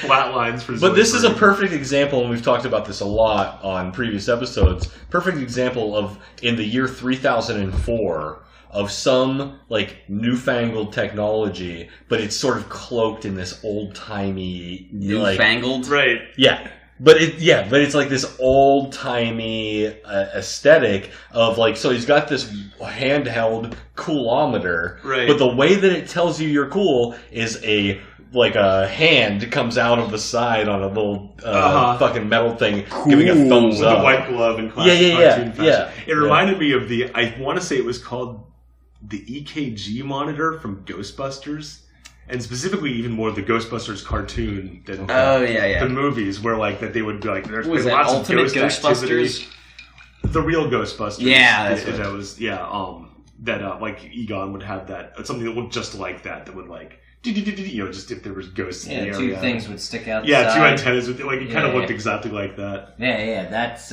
and what you were thinking about is Extreme Ghostbusters, which was in the later '90s. That establishes our ages perfectly. I think that I was the real Ghostbusters versus. I remember the real Ghostbusters. Oh, yeah. Because they actually didn't they get Bill Murray and Harold Ramis to do the voices for that show? No, I think the first episode. That was it. Okay, something to that effect. I know that Bill Murray's character actually was voiced by Lorenzo Music, who's famous for being the voice of Garfield and other cartoon roles. Okay, well that explains Garfield. And for more, tune into my upcoming The Real Ghostbusters episode by episode podcast coming soon to Shady Voices Media. Shady Voices Media. announced just this second. I mean, do you guys want that? Like, is that we're gonna stick with that? Is that what we're doing? Yeah. All right. Real Ghostbusters podcast. We're in too deep now. We have to go forward. Yeah. I don't think there's any backing Why out the from this hell point. not? You should just do classic cartoons in general. Now that we're getting way off track, I'm just gonna bring up. I've been watching the new Voltron on Netflix. Yeah. And it is fucking funny. I like it. I like it. I've heard it's good. I haven't seen it. I do. And because I am a giant man-child, I especially love it. I just put it on in the background. Now, I don't think they could ever do... Actually, I was thinking about it. Like, if they're going to redo some shows, they need to do Robotech over again. I think they are doing Robotech again. Yeah. Thundercats, maybe? I'm surprised there hasn't been a Thundercats reboot. Actually, I thought there was. Maybe there was. Or maybe they're working on it. He-Man. They did a He-Man one some years ago, but I think that was a much more updated animation style. Yeah. Well, that's kind of the same thing with Voltron. Did you guys ever have the He-Man toys growing up? Because I had like the Castle Grayskull thing where Skeletor would sit on the throne, and you would have like this Gak type of slime that you would drop down. Like that's how you're supposed to defeat Skeletor with this toy situation. Yeah, it didn't have that like microphone or something that had like a spring reverb in it. Yes. Oh yes, it did. Yeah. That was. It wasn't Castle Grayskull. It was Skeletor's whatever his. Oh sure. Yeah, I'm sorry. Whatever his place was. But but for some reason, growing up. For like the slime or that Gak stuff that it came with had a very distinctive smell, and I remembered smelling it, and like all throughout like high school, college, whatever, I was like, anytime like people would talk about like old shows or old toys, that would come to my mind, and immediately that fucking smell, and I realized in college it smelled like patchouli. That's what it fucking smelled like. It was identical. When I got to college and was around all these hippies, it smelled like the slime from the He-Man toy. We've just said Gak several times. I hope Nickelodeon is sending us a. I would love check. I would love for them to send me a check. I think that's how it works. Or just send us a check. Or just send me some Gak. I'm fine with that. You're too. okay with Gak too? Yeah. Okay. I think that stuff was edible. Did you try? I mean, it was non-toxic. I wouldn't say it was edible. I used to love that shit. If we want to date ourselves, let's start talking about old Nickelodeon shows. No, let's talk about Futurama, the show that we do. Let's finish up the show. You can't do that. Oh! You can't do that on television. Mm-hmm. That reminds me of the title of this episode. That's the slime one. That was the original sketch comedy Nickelodeon show with like middle school kids. And yes, if they would say the word "what," they would get green slime. Yeah, but then there was. I don't know. Oh, what was it? I don't know. Yeah. Okay. Yeah. If you said water, they would dump water on you. Yeah. Okay. Oh wow. Mm-hmm. Oh jeez. Yeah, it was amazing. Oh, yeah. This is before This is early. This is early Nickelodeon. This is when they didn't even like make their own stuff. They would just take like that was a Canadian show. Canadian and British shows that nobody had seen in America, so they just get. They did wind up producing some of their own episodes later. Yeah. But yeah, they just took some Canadian like public access show and put it on Nickelodeon. There are a lot of the channels that became big deals like Comedy Central and Cartoon Network and Nickelodeon. Like they all started as just clearinghouses for crap lying around that they could just throw on the air. Cartoon Network is Cartoon Network is just the Hanna-Barbera. We have the Hanna-Barbera library, and they made 80 jillion cartoons in the 70s. Let's just throw them on the air. And that's probably why Comedy Central. We own the HBO stand-up catalog. Let's just throw these on the air. And and Nickelodeon was even more desperate than that. It was like, oh, it was pretty bad until they did start making some at least good young adult. Mm-hmm. It was Nickelodeon had Hey Dude, and so Hey Dude, Are You Afraid of the Dark? Mm-hmm. Rocko's Modern Life. Yeah, when they started a little bit those. later, but Legends of the that's when they were making Doug. When they started making their own stuff. Doug. So did everyone else have as big of a crush as I did on Patty Mayonnaise? Of course you did. Of course. Okay, good. She was so hot. She was two-dimensional. She was like, yes. All right, let's get back into the show. We're dragging this out. Let's. Where are we, James? We're closing on the end because Bender has now popped out of the safe. Oh, okay. So he's joined the farters. Yeah. Oh, yeah. And yes, Professor Farnsworth and Hermes have started. What is it? Fathers Against Rude Television. Yes. Yeah. Farts. Anybody else think that they telegraph the joke too much when he says, like, Professor Farnsworth says, whatever, like Bender's antics or whatever. It's like that's not what cheap laughs. That's not what Fathers Against Rude That's not what FART is all about. And that's a great joke. Yeah. But then Hermes goes, "Yeah, not us farters," and that kind of just, it just stomped it off. That's the third person walking by with the safe. That is Futurama. Mm-hmm. If it were The Simpsons, it would have stopped at that's not what FART is all about. Yeah, there's no need to stop to go past that. It explains it. Did we say who wrote this episode? This is Lewis Morton. Is he familiar to us? I was wondering. Yeah, I believe he wrote Fry and the Slurm Factory. Okay. All right. Well, we've talked about this before as well. This might have more to do with the writer than anything else now. Yeah. Also Well, on the I mean, writing again, staff- sorry, guys. I was just going to say, also on the writing staff, I noticed from the credits, and this was going to be my. We just got back on the rails, and I'm going to take us right off it again. Okay, good. Where Kristen Gore, everybody knows who Kristen Gore is, right? And of course, Al Gore's daughter. Oh, okay. Wrote for Futurama. I did not know that. Why? I You're not aware of this? no, I never knew that. We've talked No, about we this haven't. on the show before. Well, then I wasn't here for the episode because I truly did not know. To some extent. Sorry, continue, Matt. Yeah, sorry. No, well, yeah, but Kristen Gore, who I think joined in the last season, the writing staff. But then also you'll see the name Mirsky, and I'm wondering if anybody here has any memory of the name Mirsky and who that was in the late '90s. Mercy. So I don't think I do. I don't think I've met anybody who remembers this other than me. In the very early days of the internet, just starting to go to tiptoe towards mainstream, which is I went to college beginning in 1993 and ending in 1997, and that basically was like a 4-year period where in '93 the internet was pretty much just like, on college campuses and like a few other It places. was no longer the ARPANET. Yeah, it was on a lot of college campuses, but people didn't have it at home. Okay. And by 1997, a lot of people had it at home. You had your AOLs and your so on, like services just starting. You got to the go. floppy disk in the mail. Yeah. Like so, it was when you started. So that was kind of the time where it just began to go mainstream. And at that point, there was a website called Mirsky's Worst of the Web. And this guy Mirsky would just find the worst websites that he could back when there were only like 200 websites. You know? Oh my God. And every week he would post a bunch of links to just terrible stuff on the internet, and then he disappeared. And then I saw his name in this Futurama in some Futurama episodes, and then I haven't seen his name since. I am going to have to look but that up. That because is your ultra obscure tidbit from this episode. I'm definitely looking that up. I Yeah, bet he's that's back funny. now. You could Yeah. find lots of terrible Yeah. shit on the internet. I mean, we need him now more than ever. Yeah, right? exactly. He Yeah, needs yeah. to just point it all out. Oh God, I lost my train of thought. James, So the farters have stormed Thank you. Hollywood. Yeah. Yeah, they were gonna march to Hollywood, but they just hopped in the fucking plane express. I think that ship. was the We're a new exciting mob. Yeah. I do like. Did you take notes about all the aliens that were on the ship that went there?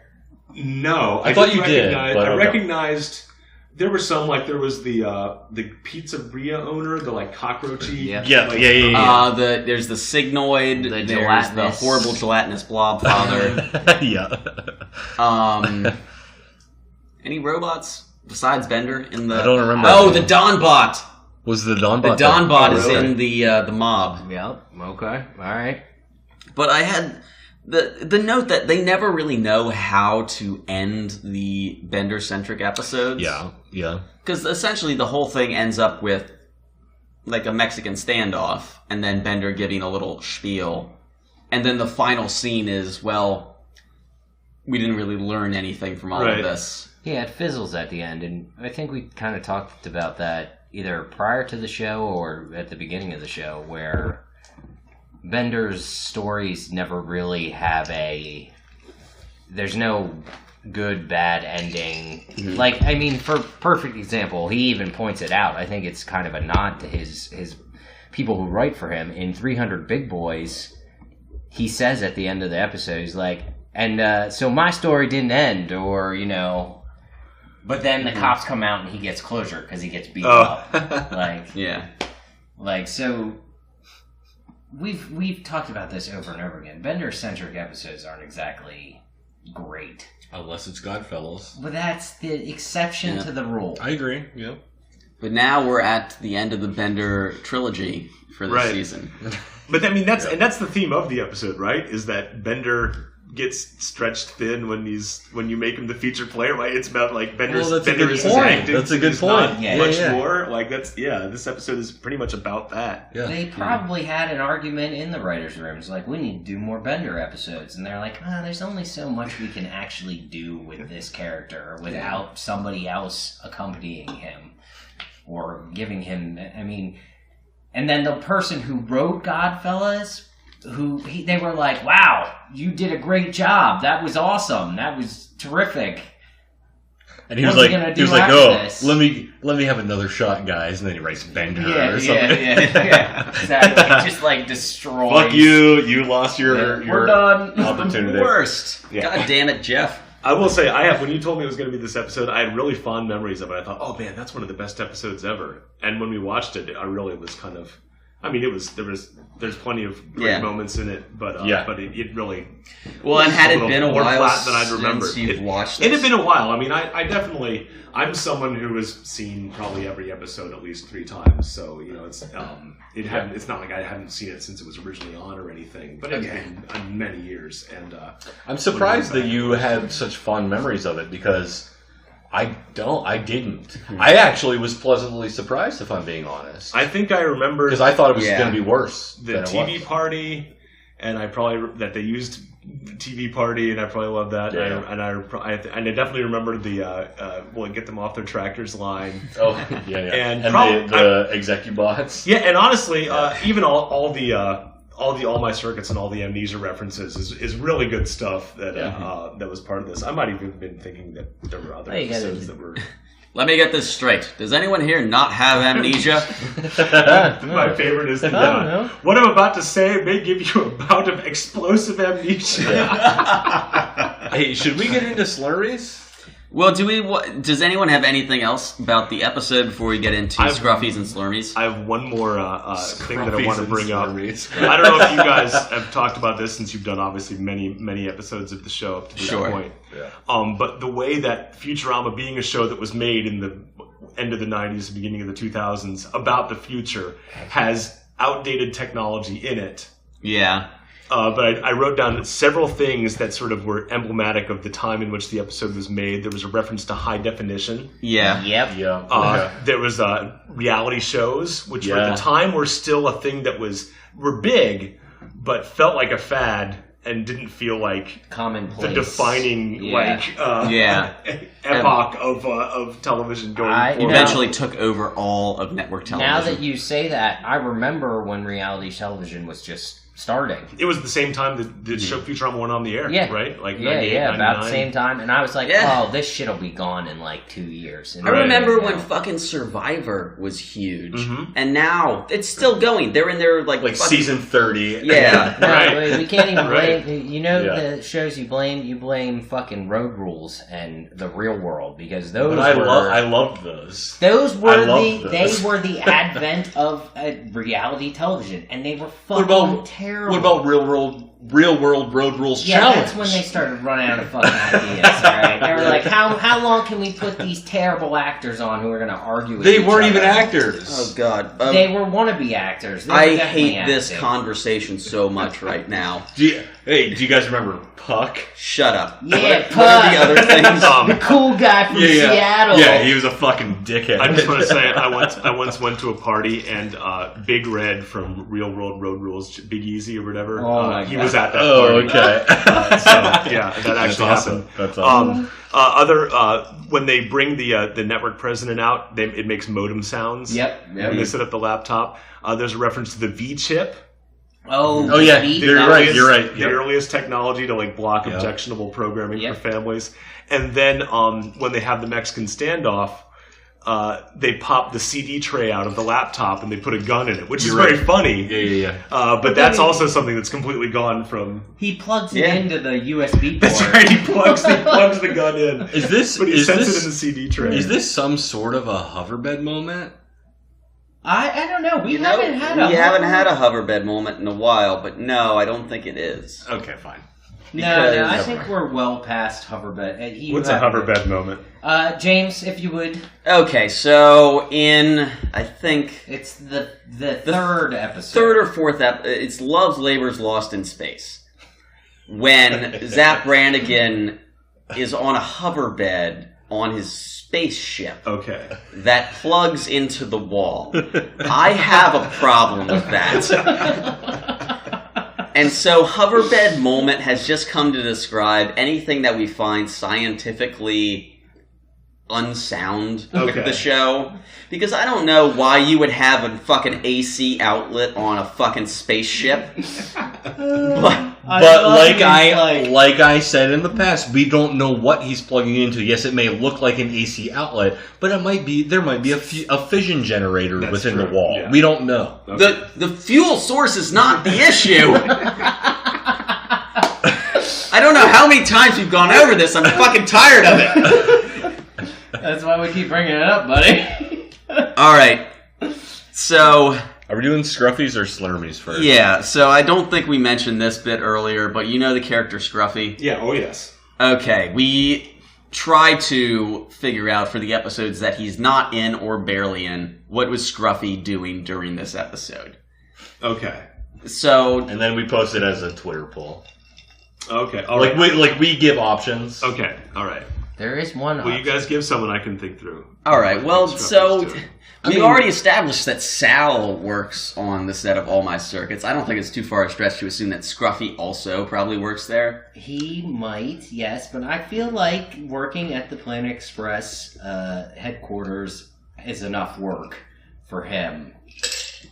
Not to mention, when he's not working, he's reading Zero-G Jugs. Well, he's always reading Zero-G Jugs. Our fans demand that he read Zero-G Jugs. Yeah, here's my theory. It's not about what Scruffy's doing, but remember there's the scene where they're going through Bender's stuff, and they open up the robot skin mag, essentially, and like Tinny Tim sees the schematic centerfold and his eyes fall out. Maybe Bender stole that from Scruffy.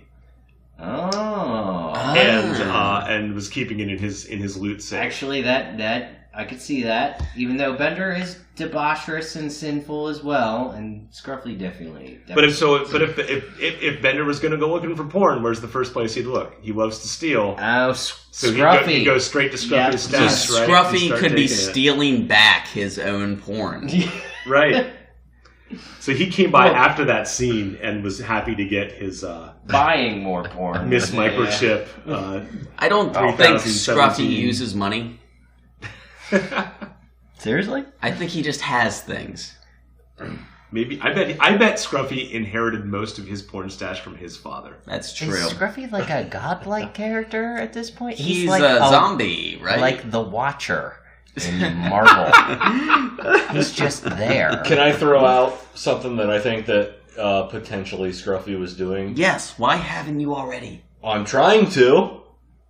I think maybe he was combing his mustache. Combing his mustache. All right, let's throw that one on there. What did you put Zero-G Jugs in there? We gotta remember. If there's always going to be Zero-G Jugs. I just want to make sure. Don't worry. Scruffy has a robust mustache. I don't know. He might be at the kid's birthday party. I actually just thought of something. Here's some evidence to support the theory that he's working on the set of All My Circuits. I know this is one little detail I noticed. When they had the second party with all of Bender's loot, the Happy Scraping Day banner is still up. I noticed that. It stuck out to me this time. Which means that Scruffy did not clean up after the first birthday party. Oh. So he was away working on All My Circuits. I think he's away somewhere. Could be. I think that's a good point. Yeah. All right. Yeah, I can see that too. Do we have any others? I don't know. It's smoking the 3 kinds of Bender cigars. Or maybe one of Hermes' But cigars? he probably finds Bender to be like kind of annoying. So would he really support Bender by buying his cigars? I don't think it would be for Bender. I think it would be for Scruffy. I think Bender. Okay. I think Scruffy buys whatever the cheapest cigars at the convenience store are. And that's probably the Bender brand cigars. He's a Phillies Blunt fan. Yeah. Or what are the other one? Owls? Owls? I don't know. I haven't bought a blunt in a very long time. I'm still young. Very long time. Like Swisher Sweet? Yeah, those were. Is that a thing? Yeah, that was the thing. Okay. It still is, as far as I know. Okay. They're still doing things. So we have 4 options. That's good. Yeah. That'll work. Do you want to move on to Slurmies? Yeah, let's move on to Slurmies. Slurmies. Explain the Slurms. Right, so at the end of every episode, we each take a turn. We discuss things about the episode that we liked or didn't like. Give as much or little detail as you want. But then ultimately, the goal is to rate the episode from 1 to 5 Slurpees. Just Okay. your opinion. All just you've seen them all. You've seen every episode 2-3 times, so you're gonna probably be pretty good at this. I'll go first just to set the bar. Oh, do that. Okay. So, like Matt and I were talking earlier, I told him I was surprised that he remembered this episode so fondly because in my memory, this is one that I'll skip every time. If I'm binging on Netflix or whatever, like, I don't watch this episode. I remember it being not good, but I was pleasantly surprised. I thought it was actually pretty fucking funny. I hate Qbert. I feel like just get him out of there. Don't like him. Hermes' son is pretty funny, I think. And Dwight, yeah, that's right.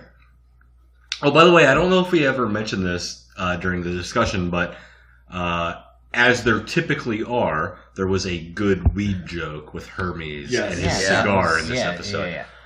Which so he puts in his pocket lit. Did you? Oh no, I thought he that? put it in his inside coat pocket. Yeah, and it was still on. It was still going. And it was. Yes. I think the animation, you can see the smoke still coming from Oh, the okay, all right. I didn't notice that. Yeah, they they actually referenced that. It said it's not a cigar and it's not mine. Yeah, exactly. Yeah. Yes. We're talking about a lot of things. We don't actually get to see Dwight stoned.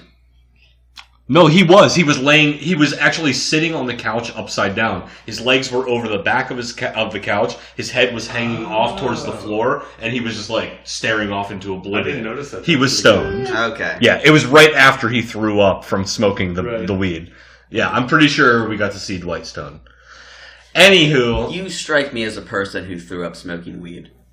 I absolutely did, and then I peed on my friend's CD player in the middle of the night. We'll get into that another time. It was the first time I ever smoked weed.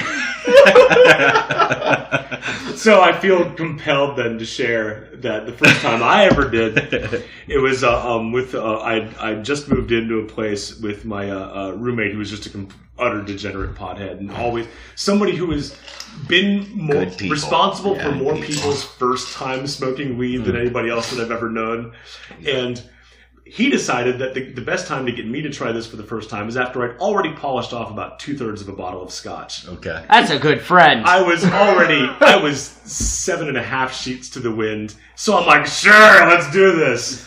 I'd never even smoked a cigarette before. I didn't even know how, physically to do it. Oh, yeah. And yeah. it ended with me, of course, it ended with that same good friend bringing a trash can over to the side of my bed and saying, here, you might want to keep this right here for the rest of the night. Oh, what a good, awful friend. Yeah. Yeah. First time, yep, right here. Okay. Yeah. And I never smoked it again. Does me nervously glancing around the room show up on the podcast? It does. Yeah, Okay, good. everyone can All see right. it. Yeah. Okay, good. Sorry, we have to mention quotations. No, I've got cameras all stationed throughout the room. Okay, all right, perfect. I was actually going to video record this episode. I'm glad I did not. So, like I was saying, there are a lot of funny parts in this episode, more so than I thought. Here's the thing, though. I love Calculon, but for some reason, I don't know, there's just not... It just doesn't quite do it for me enough, this episode. And, of course, it's a Bender-centric episode. Thanks, James. I don't know, I guess I like it, but I probably would skip it if it was coming up on Netflix. I'll give it a 2.89532. Now, round that out. What are you talking about? 2.89532. No. 2.89532. You are really going to enable this behavior? I don't care. All right. Who wants to go next? I think we should let our guest go next. Okay. All right, so I don't have a problem with Bender-centric episodes. In fact, one of my favorite things about Futurama is Bender talking about how great he is and singing about how great he is and creating his own legend of how great he is. What I didn't like about the episode, I already mentioned it, was that I kind of felt like they didn't do nearly enough with Bender being on TV. It really was the montage, instead of really escalating things. There's a great bit where he says, try this at home, kids. Or he sets himself on fire. Lights himself on fire. I did like that. Don't try this at home, kids. Yeah. But for the most part, he kind of just did his same dance and smoked a cigar and drank alcohol each time. And I felt like there's so much great Bender rude behavior that's happened over the episodes. I felt like they could have ramped that up more. What I loved about it is, I love, Matt Groening's probably the most impactful artist on my life, between Simpsons and Futurama, and his idea of that we are all just TV-addled idiots has always resonated with me very deeply. So I kind of like the theme from that episode. I like its overall theme. I love any story of like character suddenly becomes world famous in a short amount of time. There's kind of a lot of tropes that I'm usually just in for when they happen with this. And then I love that Black Flag got used with TV Party. Which is very much how Matt Groening became popular. He was a fucking cartoonist, and then overnight with the Tracy Ullman show became like huge. Yeah. And I mean, like I was right. I mean, I was in 9th grade when the Simpsons first began, as a full show. I remember the years. Was not yet alive.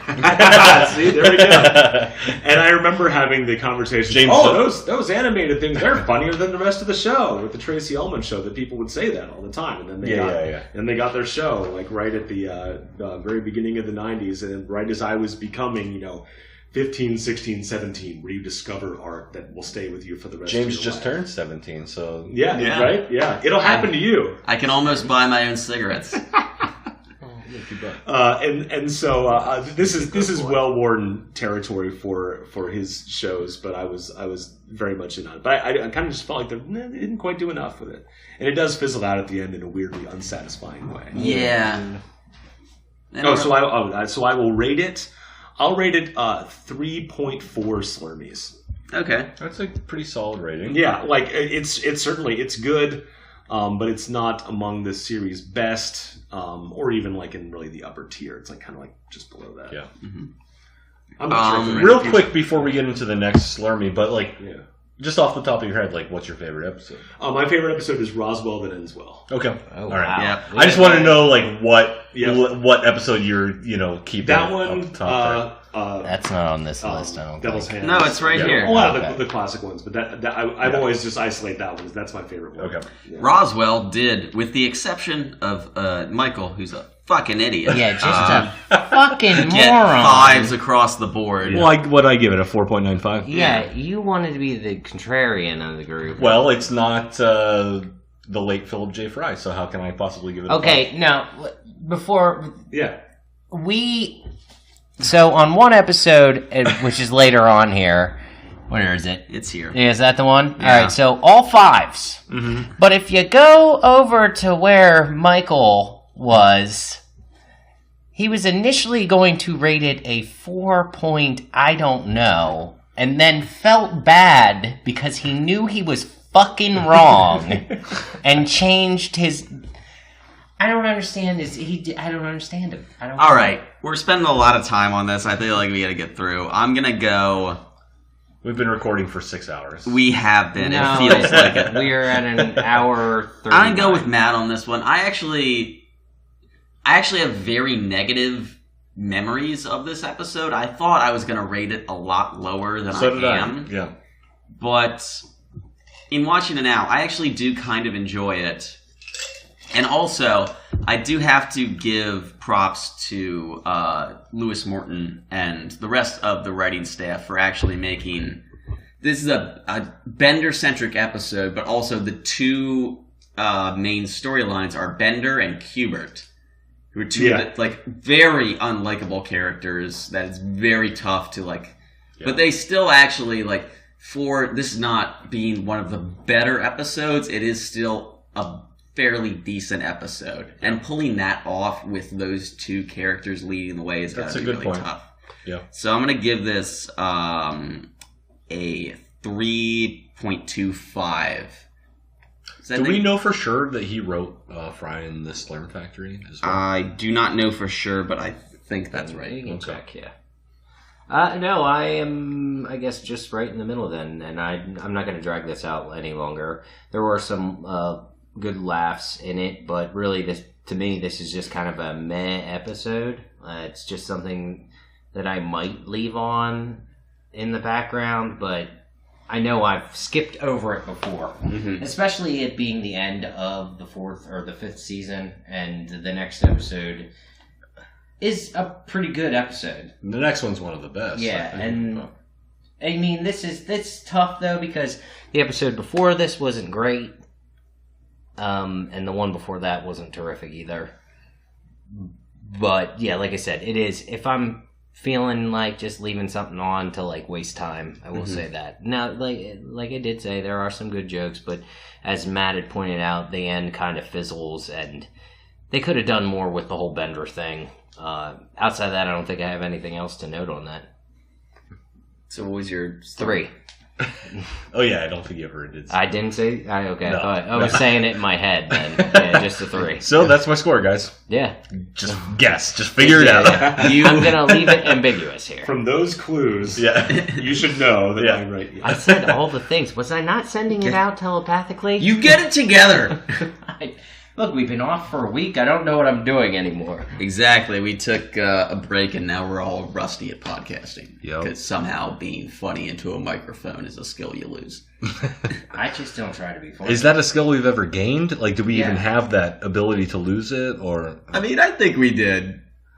what is that voice? You Like just a little did? bit. What is that Yeah, fucking what is voice? that, dude? That's Really? gross. That was like weird, off-putting.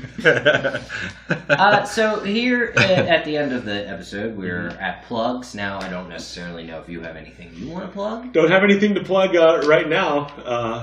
If you asked me 2 months ago, I would have. But no, just look out for upcoming artistic projects from me, Matt Meyer.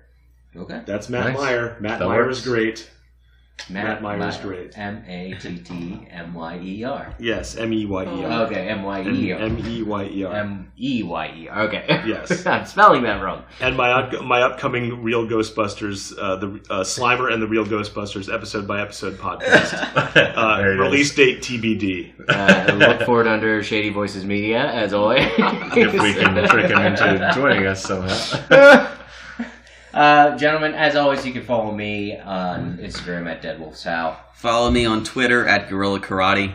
Mike Suds all over, and my band Florence and Libby is playing at the Underground Bike Shop September 30th with Rebuilder, who is a really cool pop punk band from Boston. They have a new EP out, as well as Chalmers from Lancaster, and they're fucking awesome, like sort of post-hardcore.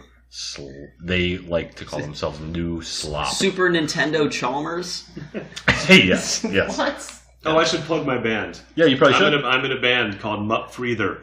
If you're near our rehearsal space on Wednesday nights, you can hear us play. And if I can ever convince the lazy assholes in my band to play a show, I'll be sure to tell you guys the date. Now, wait, will your lazy assholes in the band be listening to this? I feel like we shouldn't be. At least one of them unquestionably will be. So Okay, all right. please leave that on the record. What Okay. a bunch Fuck of them. lazy They asses. need to get their shit together. Play a fucking show. What is wrong with you? Come on. Pull your head out of your ass. Oh, God. They apparently don't think we're underground bike shop caliber yet. What? Oh, aspire to the loftiest realms of stardom that is the underground bike shop. Yeah. Oh, God. You know what it takes to put on a show there? Literally, you Facebook message the owner Ian and you'd be like, "Hey, is this date open?" He's like, "Yeah, go for it. I don't care. I close at 4:30 that day. Set up whenever." That's how easy it is. Yeah. So, All right, thank you for listening. We will be back. goodbye. Off you go, apparently.